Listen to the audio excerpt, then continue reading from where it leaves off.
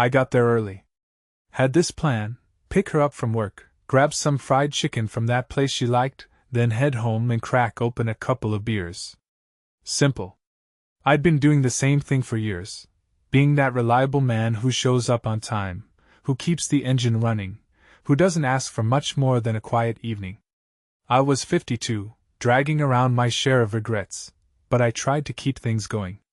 I thought she and I had an understanding. Maybe it wasn't passion every night, but it was steady enough. Or so I believed. When I walked into the mall that day, the air smelled like stale pretzels and overly sweet perfume. One of those big complexes with too many shops and nowhere to sit. She worked in a department store on the second floor, behind a makeup counter. She'd done that for a while, never seemed to love it, never complained either. I tried not to bother her at work, but it was a Friday, and I thought surprising her might lift both our moods. If I'm honest, I was trying to fix something I couldn't name. Attention, maybe? A silence in the mornings. I remember looking at my phone, seeing it was only 4:50 p.m. She usually clocked out at 5. I had 10 minutes to kill. So I walked around, ended up outside a watch store. The guy in there, mid-20s, slick hair, was showing some fancy watch to a woman. I glanced through the window but didn't pay much attention. Turned out that guy mattered more than I ever wanted him to.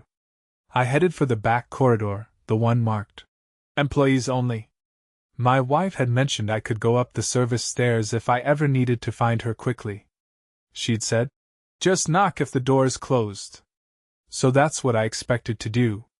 I expected a normal day. But the door was ajar. And right away, I heard something off. Breathing. A low moan echoing in that dingy corridor. It made the hairs on my arms stand up. I paused, not sure what I was listening to. At first, I thought maybe somebody got hurt or was sick. My heart sped up. I took 2 more steps. There was a door to the storage room, halfway closed. A narrow beam of light slipped through the gap. And then I saw her. My wife. Bent over some boxes of cleaning supplies, skirt pulled up around her waist. Her face twisted, but not in pain. She was moaning into the crook of her arm. And he was behind her, young, all muscle, undone belt. It was the watch store kid. They didn't see me. They were too busy. Her shoes were askew on the floor. She'd kicked one off without even noticing. My chest felt hollow. I just stood there like a damn statue. I didn't shout. Didn't rush in and throw punches. Didn't even let out a gasp. I watched for a moment that felt like it stretched forever. I couldn't tear my eyes away, even though every second was burning itself into my memory. Her voice, the look on her face, his hands on her hips, that was a kind of pain I'd never felt. I thought I'd seen my share of loss in life, but this was different. This was betrayal up close, raw. I guess I waited for them to notice me, but they never did. They were too caught up. So I turned around and walked back down the stairs. My legs felt like dead weight. I was trembling by the time I made it to the parking lot. But I didn't make a sound. Didn't let myself break. I got into my car, stared at the steering wheel, trying to make sense of it. Tried to swallow, but my mouth was bone dry. A part of me wanted to scream, but a bigger part just refused to let go. Instead, I started the engine, backed out, and left. Drove slow, like I was in a daze. I went nowhere in particular for a while, just circled the block, ended up near the highway, then turned onto a side street. I found myself in the parking lot of a grocery store, where old folks were pushing carts full of potatoes and milk. I sat there, facing the fence, ignoring the hum of traffic. My phone buzzed. I looked at the screen. It was her. Probably wondering where I was. I turned my phone off. I remember staring into space, thinking about everything that led up to that moment. How we'd met at a barbecue 15 years ago. How I thought she was sweet, someone who'd appreciate a steady man. I'd always been the quiet one, the dependable one. And she'd been the spark, the laugh, the bright color in my life. It occurred to me then that maybe I'd never really known her. Or maybe she changed and forgot to tell me. I don't know. I finally pulled out of that lot. Without thinking, I found myself headed toward her mother's place. A big 2-story house outside of town. Her mom lived there alone. Her dad passed years back. My wife was proud of that house, talked about it like it was part museum, part fortress. She used to say she'd inherit it someday, that it was her safety net. At least Mom's place is always there, she'd say, especially when I had a slow year at work or finances got tight. There was always this edge in her tone, like she considered it hers already. When I pulled up, the house was dark. Her mother must have gone out of town, or maybe she was just gone for the evening. It didn't matter. I parked on the shoulder. The sun was setting, sky turning this pinkish color. I opened my trunk and pulled out the old sledgehammer I kept for heavy-duty tasks. I didn't plan it. I just saw it and grabbed it. I walked up to that polished front window. My reflection stared back, a tired, older guy in a collared shirt, wearing a face like stone. Then I swung the sledgehammer. Glass shattered across the living room floor, across the plush white carpet. She'd once bragged how her mom insisted on only the best carpet. White, fancy, cost a fortune. I remember that conversation. So I took the canister of motor oil I had in the trunk, left over from a job I did last month, and poured it right onto that perfect white. It soaked in instantly, darkening and spreading, a black stain that felt like my own anger bleeding out. I kept pouring until it was empty. The place stank of oil and dust and something metallic. Then I went into the kitchen. Found the freezer. Yanked it open. There was a stack of frozen steaks, chicken, all that. I grabbed them, tossed them on the floor. Not neat or careful, just launched them one by one. Then I reached into the big plastic bag I'd brought. I'd picked up a roadkill raccoon 2 weeks earlier on a back road near a job site. I know that sounds disgusting. It is. The thing was half decayed, but I'd shoved it in a bag. Why? I still don't know. Maybe a part of me was waiting for some twisted moment like this, or maybe I just hadn't thrown it out. Either way, I took that raccoon out of the bag and put it right there in the freezer, on the shelf. Then I slammed the lid shut. In that silence, I heard my own breath, rough and ragged. My hands smelled like oil and death. I stood there a second, thinking about what the hell I was doing. But I was calm. That's the strange part. I wasn't shouting or cursing or raging. I felt ice-cold and certain. Then I walked out through the broken window, glass crunching under my shoes, and left. Drove off with no headlights for the first mile so no one would see me. I turned my phone off entirely and tossed it in the glove box. By the time I got to an old motel on Route 7, the sun was gone. I bought a pint of cheap whiskey at the gas station next door. Sat on the edge of the bed and drank until the walls blurred. I remember thinking, I'll just shut it all down. My body eventually gave out around midnight, and I dropped into a dreamless sleep. That was my introduction to a different kind of life. A life where everything I thought I knew went up in flames. The next morning, I had a wicked hangover, but not a shred of regret. Or maybe I just didn't let myself feel it yet. I woke to the sound of my own heartbeat pounding in my ears. The bottle was empty beside me. My head felt split open, and the motel's cheap curtains let in this thin strip of white light. For a second, I forgot everything, the mall, the storage room, the way she moaned with that guy. Then it all rushed back, and I sat there, staring at the stained carpet, trying to breathe. Around 8, I found some stale coffee in the motel lobby. The clerk didn't look at me twice. I guess a hungover man in yesterday's clothes wasn't special there. I sat on a plastic chair, sipping that terrible coffee, and realized I had no plan. I'd walked away from my entire life the day before. My wife was probably frantically calling me, or maybe not. Maybe she was with him. Or maybe she was discovering what I did at her mom's place. My chest tightened at the thought. Part of me wanted to see her reaction, to watch her face when she found that destruction. Another part of me felt nauseous imagining her calling me names, calling the cops, calling her mother.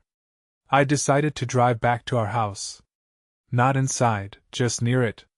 I parked a block down, behind a row of hedges, and watched. I figured if the cops were there, I'd see the squad car. But it was quiet. No movement. Her car wasn't even in the driveway. I sat there for an hour, fiddling with the radio, not listening to anything in particular. Finally, I went home. I walked in, expecting to see her waiting, maybe crying or screaming. But the place was silent. The living room was the same as always, TV remote on the coffee table, a couple of her magazines spread around.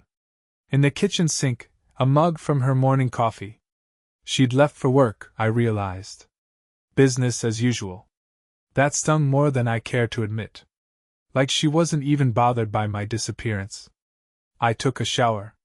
Let the hot water scald my skin. My eyes stung from the chlorine in that motel pool's shower, I guess, or maybe from tears I'd refused to shed. I dried off and stared at my reflection in the mirror for a long time. I saw a man with lines on his face, hair turning gray at the sides, eyes that looked older than they should. I said to the mirror, "You're not done yet." That's all. And I got dressed. Around noon, I heard the mailbox slam. I realized it was probably the mail carrier. I went out, grabbed a stack of envelopes. Mostly junk, a few bills. And one large envelope that looked official. Addressed to me. I opened it right there in the driveway. It was from a legal office. Something about paternity. My eyes scanned the words. Petition to disestablish paternity. Require your formal response. Child in question is not biologically yours. The rest got jumbled. A wave of confusion hit me. Child? We didn't have a child. We tried once, years ago, but it never took. We gave up eventually. So what was this? I read it 3 times before it sank in. She had apparently claimed I was the father of some child. And now there was a challenge to that claim. Or something along those lines. I didn't understand how it worked legally, but it was clear she'd filed paperwork saying I was the father, and now someone was disputing it. My blood went cold. I didn't know she'd ever even been pregnant.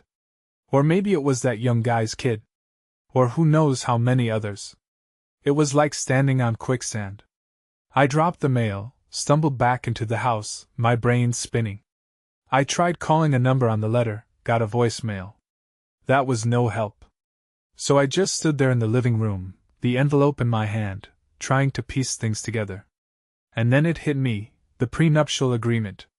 Years ago, when we got married, her mother insisted we sign one. At the time, I was fine with it. I didn't have much, and her family had that big house, some money. The agreement said something about property. If we had a child, certain assets would pass to my wife. If we didn't, the house would stay with her mother, or get sold. Something like that. I never paid much attention after I signed. Suddenly it all lined up in the worst way. She'd pin me as the father, probably on some official form, so she could secure that house or keep it under her name eventually. She must have known the baby wasn't mine. I felt this wave of disgust roll through me. I slammed my fist on the counter. The letter shook in my hand. I kept hearing her voice in my head. I knew you were a good man. You wouldn't leave me. That's what she used to say whenever I talked about any big changes, like moving or changing jobs. She'd say it with a smile, like it was a compliment. Now it felt like a trap. She'd banked on me being too decent, too slow to anger, too loyal. She'd used me as cover for a baby that wasn't mine. Because she didn't want to lose her fancy future. It made my stomach churn. By evening, I couldn't stand the walls of that house anymore. I drove out, ended up in a bar on the outskirts of town. Ordered a whiskey neat, knocked it back, then ordered another. The bartender asked if I was okay. I just gave him a nod. He didn't push. That's one thing about bars at 5 in the afternoon. People either come to watch the game or to forget. I was there to forget. But whiskey only made the thoughts sharper. I saw her face, that slight smugness she'd get when she talked about the house. I saw her in that storage room with her skirt up. I saw the official letter telling me I was being dropped as a father to a child I never knew existed. It all mixed into one big knot of anger in my chest. Sometime before I blacked out, I remember thinking, I'm not going to let her control this narrative. I'm not going to let her walk away with everything and leave me looking like a fool. I'd lost a lot of things in life, jobs, friends, opportunities. But I wasn't going to lose my dignity. Not this time. I thought about hiring a lawyer. The idea felt foreign, but it made sense. She was playing with legal documents, so I'd fight back the same way. When I left the bar, I was unsteady. The bartender told me to call a cab. I just waved him off, walked outside, and sat on the curb. My phone was still in the glove box, turned off. The sky was getting dark. I fished out the phone, turned it on, saw a bunch of missed calls, her number, her mother's number, unknown numbers. I didn't listen to the voicemails. Just scrolled through them, feeling nothing but a dull ache. I ended up calling an old acquaintance, a guy who once handled a small business dispute for me. Not a friend, really, but a decent lawyer. Left him a voicemail. I need help. It's personal. Call me back. Then I just sat there in the parking lot until the night wind sobered me a little. Around 10, I finally drove home, slow and careful. I half expected to see her car there, but it was still gone. The house felt dead. I rummaged through the fridge, found a cold slice of pizza, choked it down without tasting it. I thought about sleeping in our bed, but the idea made me feel sick. I lay down on the couch instead, staring at the shadows on the ceiling. I kept thinking, she's done more than cheat on me. She's made me a pawn in her game. I wanted to confront her, to get the truth out of her mouth, but I also knew that conversation would be the hardest one of my life. Eventually, exhaustion pulled me under. The next morning, I made a list. I do that when my mind's spinning. I wrote down what needed to happen. 1. Talk to the lawyer. 2. Get clarity on the paternity case. 3. Figure out the property situation. 4. Protect myself. No more letting her lead me around by the nose. I tried calling her once. She didn't pick up. Then I called her mother's house. No answer. I pictured them both holed up somewhere, maybe planning their next move. Or maybe she was with that watch store kid. The thought made my jaw tense. By noon, the lawyer called back. We set up a meeting for the next day. He told me to bring every document I had, prenup, the letter, anything else. That gave me a sense of direction, at least. I spent the rest of the day digging through the drawer where we kept important papers. I found the prenuptial agreement. I hadn't seen it in over a decade. Reading it again made me want to punch a hole in the wall. Clause after clause about how her family's assets stayed with them unless there was a child born of the marriage. Then certain property would transfer to her. I realized that house was central to everything. She and her mother valued that damn place like it was the crown jewel. Suddenly, her little game with the false paternity claim made sense. She wanted to lock down ownership or inheritance or both. And she'd used me, my name, my reputation, to do it. Sometime in the afternoon, I heard a knock at the door. I tensed up. Looked through the peephole. It was her mother, standing there in a neat sweater and slacks, her arms folded. Her face looked pinched, angry. I opened the door just enough to speak. She started. "Where is my daughter? And what did you do to my house?" I stared her down. "Your place is intact enough. I've seen worse." She tried to push past me, but I blocked the doorway. "Let me in," she said. "We need to talk." I shook my head. "We got nothing to talk about." She glared at me like I was trash. "You broke my window. You ruined my carpet. And you put some filthy creature in my freezer. Do you realize I'm calling the police?" I shrugged. "Go ahead. You think I care? I walked in and found your daughter cheating on me with some kid in a closet at the mall. That's the reason for everything. So do what you want." She froze. I saw the flicker in her eyes. She hadn't known about the affair, or maybe she had suspicions, but hearing it from me jolted her. Then she sniffed, regaining her composure. "That doesn't give you the right to destroy my property," I answered quietly. "Well, I guess we're both seeing different sides of each other now." She stood there, lips pressed thin. Where is she? She demanded again. I shrugged. No clue. She's not home. Maybe she's with him, or maybe she's hiding because she knows what's coming. She started to say something else, but I slammed the door. Felt my heart hammering. I leaned against the wood, listening to her mutter curses on the other side. Eventually, her footsteps receded. I felt a wave of relief. There was no apology from her. No sign of regret. Just anger that I'd messed up her perfect carpet. The fact that her daughter was a cheat apparently didn't matter as much as her precious house.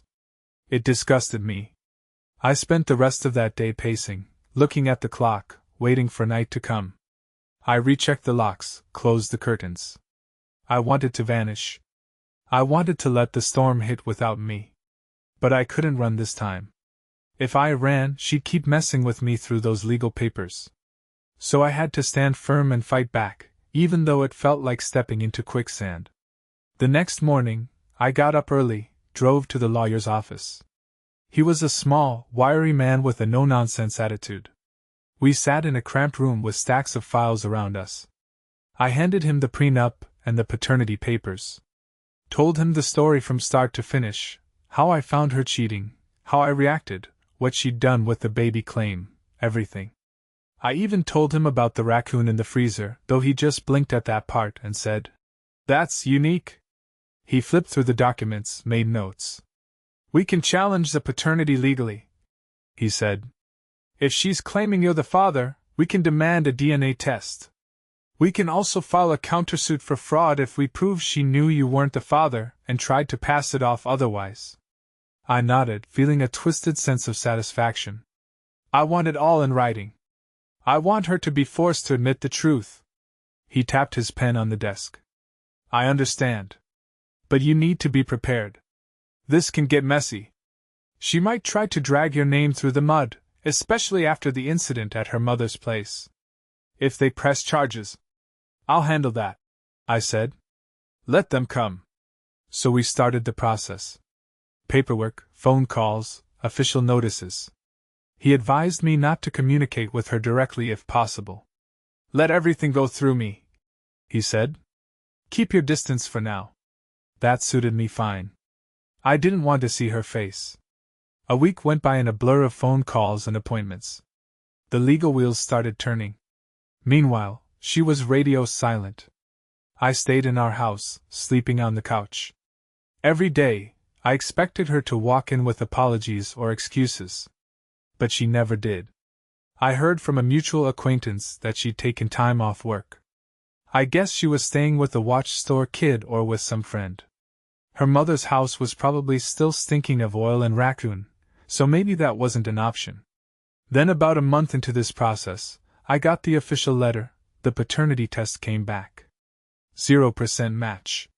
Not a surprise. But seeing it in black and white made it final.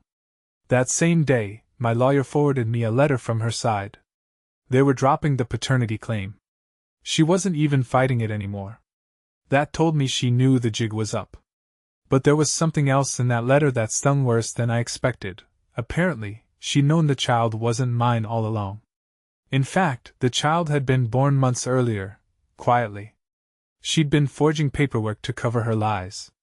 The letter also mentioned her intention to keep the house through some separate arrangement with her mother, but now that might be in jeopardy because of her fraudulent claim. It was all so cold, so calculated. I realized she never intended to raise a family with me. She just needed my name on a document. Nothing more. My chest felt hollow again, but also strangely lighter, as if the worst had already happened. I couldn't be hurt by her illusions anymore. There was no illusions left. The next day, I started thinking about my next move. I was tired of that house, tired of this town, tired of the life that suddenly felt like a bad dream. I ran a small business, a hardware supply store I'd inherited from my uncle. It was all I had, but I decided to sell it. I'd take the money, pay off any debts, and vanish. Leave them to deal with their own rot. My lawyer was hesitant. "Are you sure you want to walk away so soon? We can pursue damages, emotional distress, legal fees." You could get a chunk of money from her. I shook my head. I don't want her money. I just want to be free of her. He frowned but didn't push it. Maybe he understood. Within 2 weeks, I found a buyer for my business. The price was fair, not great, but I didn't care. I took what they offered, settled my accounts, packed up the personal stuff I had at the store, and left. I told my lawyer to finalize everything. I'll be out of state, I said. Send anything important to my email or to a P.O. box I'll set up. He just nodded. I didn't wait around. Didn't throw a big goodbye party. A couple of my employees asked why I was stepping away. I just said, time to move on. They might have thought I was sick or having a crisis, but nobody pushed. People sense when it's best not to pry. A week later, I was on the road. I loaded my old pickup with what little I cared to keep: clothes, a few photo albums, mostly from my earlier life, not with her, some tools, my father's hunting rifle. I drove west, not sure where to stop. Something about the desert called to me.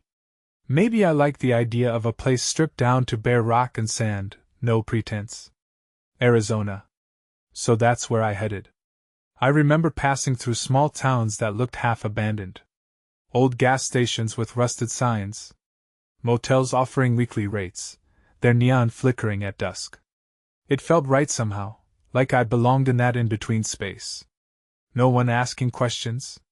No one caring who I used to be. I kept my phone off.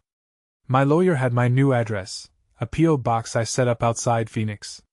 I had no reason to talk to anyone else. Part of me expected her to call, maybe beg for forgiveness or try to make me come back. But another part knew she wouldn't. She'd made her choices. She'd used me for what she could, then turned to someone else. Maybe she was relieved I'd gone quietly. Eventually, I ended up near a small desert town. There was a rundown RV park on the edge of the highway, row after row of battered trailers under the harsh sun. The manager was a leathery old guy in a straw hat. I asked him about monthly rates.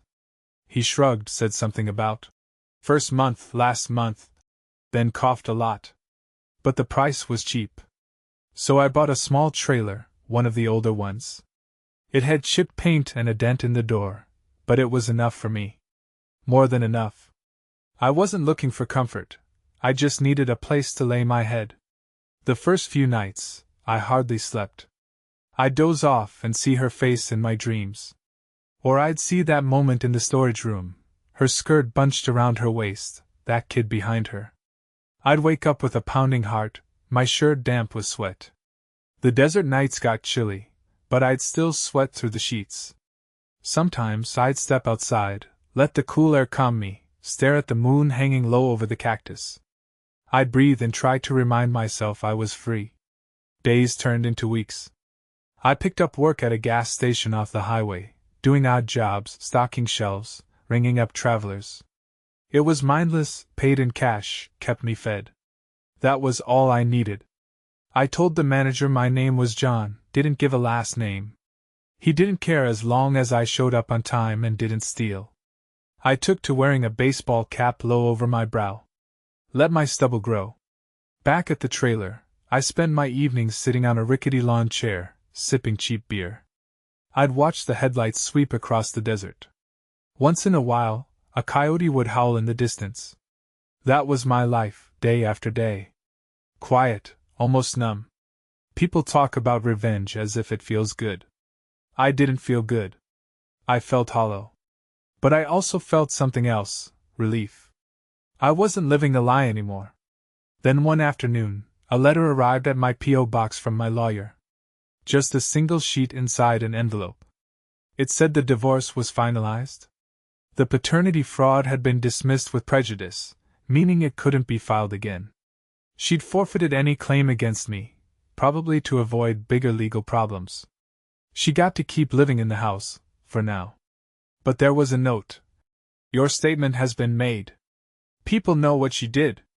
I told my lawyer to make sure the details of her little scheme came to light. He must have followed through. She wasn't behind bars or anything, but the shame would hang around her neck.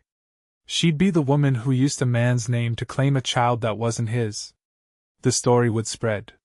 That was the only retribution I cared about. I read that letter in the parking lot of the post office, folded it up, and stuck it in my pocket.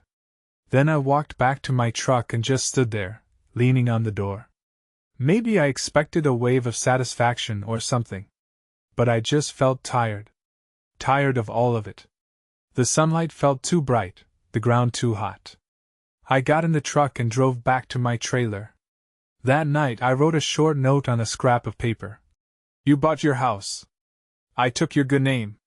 I'd told my lawyer to give that to her once the dust settled. I guess he did. I pictured her reading it, her face falling. The idea gave me a small, grim satisfaction. A month earlier, I would have been consumed by that feeling, but now it was just a sad acceptance. We were both broken, in our own ways. People around the RV park started nodding at me in passing. I nodded back. I guess that was my new community. Folks living on the edge scraping by. They didn't ask about my past. I didn't ask about theirs. Every so often, one of them would chat with me outside the laundry room. Hot one today, huh? Or, gotta watch out for scorpions. Simple. Peaceful in a bleak sort of way. I spent a lot of nights thinking about what it meant to be a man. Whether I'd done the right thing or gone too far. Smashing that window, pouring oil all over the carpet, stuffing a dead raccoon in the freezer, that wasn't something a polite person does. But being polite hadn't gotten me anywhere. Being the good guy had turned me into a doormat, used and discarded. So I did what I did. I didn't expect forgiveness from anyone, least of all myself. And yet, sometimes, I'd remember the look of that living room, the glass shards sparkling on the white carpet, the thick black oil seeping in. I'd hear the echo of that savage moment in my mind. I'd wonder if there was a better way. But I never found a satisfying answer. The way I see it, once I saw them in that closet, something snapped inside me. A chain reaction. Maybe it was always bound to happen once I realized I'd been living in a lie. I've been in Arizona for a couple of years now. I still work at the gas station, filling coffee machines, stocking sodas, sweeping the floor when tumbleweeds blow in. It's not glamorous, but it's simple. I rise early, watch the sun come up over the desert. Sometimes I feel a pang of regret, wondering if I could have built a better future if I'd just left her quietly. But then I remember the betrayal, the lies, and I know I did what I had to. The trailer is still the same, beat up and cramped. I fixed a leak in the roof last winter, replaced a broken step. At night, I lie on the thin mattress, staring at the ceiling. My mind drifts to what I lost: a marriage, a house, a business, a place in the community. But I also think about what I gained, a kind of hard-won freedom. No illusions. No living with someone who sees me as a meal ticket. That has its own bleak comfort. I don't date. Don't see the point. I'm 54 now. Any spark for romance feels too far out of reach. I've got too many scars, too little trust. Folks around here mind their business. I mind mine. That's how it works. The few times I get an invitation for a drink, I decline politely. I've had enough whiskey nights, enough regrets. On restless evenings, I go for a walk down the highway, watch the stars spread across the sky like cold pinpricks of light. The desert can be beautiful at night, all quiet and open. Makes a man feel small. Sometimes that's good. Puts things in perspective. Other times, I feel the old pain creeping up. That's when I remind myself, I took my stand. It cost me, but I did it. I didn't stay silent. I didn't stay the fool. I still have nightmares now and then. Sometimes it's the image of her with that guy, sometimes it's her mother's shrill voice. Sometimes it's the day I took that sledgehammer to the window. I always wake up with my heart racing, covered in sweat. But I get up, splash water on my face, and push the memories back down. Life goes on. A few months ago, I got a letter from my lawyer. It said my ex-wife left town. Lost her job after word got out about the paternity fraud. Management didn't want that drama in their store, apparently. She tried to find similar work elsewhere, but the story followed her. People talk. Word travels. I don't revel in it, exactly, but it's a certain justice. She wanted that house so bad, wanted the inheritance. Now she's stuck with it, but it's tarnished by her own scandal. The letter also mentioned that some prospective buyers backed out once they learned about the incident with the raccoon. Guess news like that tends to stick. Sometimes I think about how life might have been if she just come to me, admitted she messed up, told me the truth. Maybe we would have split amicably. Maybe I'd still have my business, a sense of normalcy. But that's not how it played out. She chose a different path, and I reacted in kind. I'm not proud of it, but I'm not exactly sorry either. It's like I said before, being a doormat is worse than being a man who acts. Even if that action is ugly. I don't talk much these days, but I've learned to be okay with silence. At the gas station, I do my shift, nod to the regulars, ring up the travelers. They come and go, and I stay. Sometimes a curious driver asks, "How'd you end up out here?" I just shrug and say, "Long story." That's all. Nobody needs the details. Last week, I sat outside on the trailer steps, looking at the setting sun. It was a fiery orange, casting long shadows across the desert. I took a deep breath and realized I wasn't angry anymore. That surprised me. The bitterness had been a constant companion, but now it felt like it was finally fading. I'm not happy exactly, but I'm not seething. Maybe that's progress. I've thought about moving on, maybe finding a little place in some other state. But a part of me thinks, what for?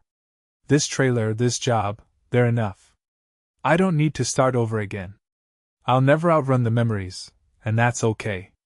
They're part of me now. I made my choices. She made hers. Some nights, I wonder if she's out there somewhere, thinking about me. Maybe she hates me for how I exposed her. Maybe she regrets what she did. Or maybe she's with that kid, trying to build a new life. I doubt it. I don't dwell on it long. There's no point. The past is the past. I did what I had to do to stop being used. It came with a price. I'll carry that with me. But I keep putting one foot in front of the other. That's what a man does, I guess, keeps going, even when it hurts. Most nights, I sleep lightly. I'll wake up at 2 or 3 in the morning, step outside, feel the desert air on my skin. Look at the stars. I might whisper a few words to the darkness. I'm still here. Then I go back in, lock the door behind me, and lie down until morning comes. That's my life now. Not much to brag about, but it's mine. And I don't have to pretend anymore. I don't have to sit across from someone who's lying to my face. I don't have to be that clueless husband who thinks a small gesture, a ride home, a dinner plan, will fix a betrayal buried deep. I'll never say I'm fully at peace. I don't even know what that means anymore. But I do know I'm done playing the role of the unsuspecting fool. If being a man means facing the pain, taking action, and living with the aftermath, then that's what I am. Yeah, it hurts. But I can handle pain. I've been handling it all my life. Sometimes I see a stray dog wandering near the highway, thin and tired. Reminds me of myself. Surviving, not thriving. People toss him scraps, or sometimes they chase him away. But he keeps on. I guess that's me now, a stray dog in the desert, too stubborn to die, too scarred to be anyone's pet. And that's okay. Because at least I'm free. At least I know who I am. And I can live with that. When I lock up the gas station at night, the neon sign buzzes overhead. I slide into my truck, drive back to the trailer park. The desert wind whips over the hood. And I feel, if not calm, then at least stable. No illusions left. No hidden tricks or documents or closets. Just an old man, a little bitterness, and a world that keeps on turning. That's enough for me for now. And if it's never easy, that's life. Easy never taught me a thing anyway. So here I am day in and day out. I don't regret burning that bridge. I don't regret handing her that letter through my lawyer. I don't regret exposing her game. Because I can breathe now, even if the air tastes like dust and regret. I can open my eyes in the morning and know there's no one plotting behind my back in the next room. Maybe that's what victory looks like for a man like me, rough, lonely, and honest. I'll take it.